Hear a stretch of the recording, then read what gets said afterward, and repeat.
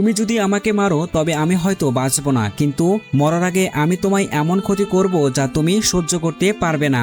America Israel বিশ্বের প্রধান অন্যতম সামরিক ও প্রযুক্তিগত পরাশক্তি হওয়া সত্ত্বেও কেন ইরানকে তারা পুরোপুরি বাগিয়ে আনতে পারছে না? এর পিছনে কি কোনো অলৌকিক ঘটনা রয়েছে? আজ সেই প্রশ্নেরই উত্তর খুঁজব। অলৌকিক নয়, ইরানের দীর্ঘ 40 বছরের এক সুদূর প্রসারী ও হিসেবি কৌশল রয়েছে। সামরিক ভাষায় অপ্রতিসম যুদ্ধ কৌশল।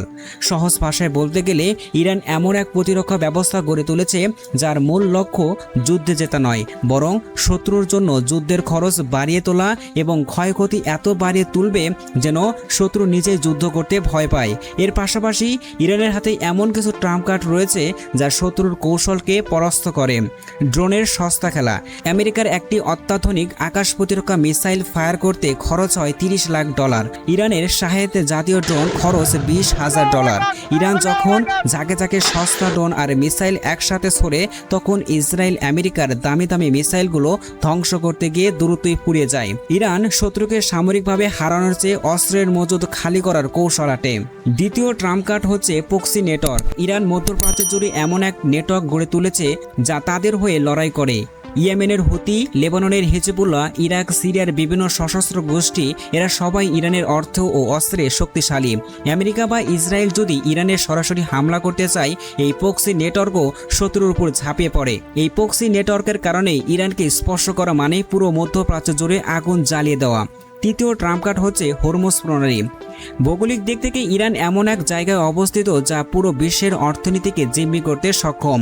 বিশ্বের মোট তেলের প্রায় 20% যাতায়াত করে ইরানের কোল ঘেঁষে হরমুজ প্রণালী দিয়ে।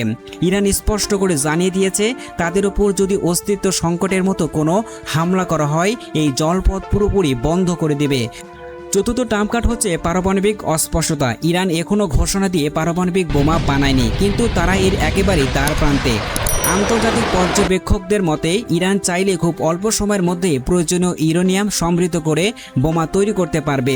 আমেরিকা ও ইসরায়েল জানে ইরানকে যদি একদম দেওয়ালে পিঠ ঠেকিয়ে দেওয়া যায় বা যদি কোনোভাবে শাসন ব্যবস্থা ধ্বংস করার চেষ্টা করা হয়, তবে ইরান সরাসরি পারমাণবিক অস্ত্র রাষ্ট্রে পরিণত হবে।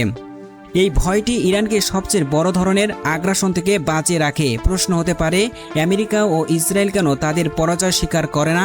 বাস্তবতা হলো আমেরিকা ও ইসরায়েল কাগজে কলমে বা সরাসরি যুদ্ধে কোনো পরাজয় স্বীকার করে না, কারণ তাদের মূল লক্ষ্য ইরানকে দখল নয়, তারা মূলত নিয়ন্ত্রণ ও দমন নীতিতে বিশ্বাসী। আমেরিকা খুব ভালো করে জানে ইরানকে পুরোপুরি ধ্বংস করতে গেলে নিজেদের অর্থনীতি, সামরিক শক্তি এবং মধ্যপ্রাচ্যের মিত্রদের এমন বড় মাসুল দিতে হবে যা বড় জয়ের চেয়েও ভয়ঙ্কর।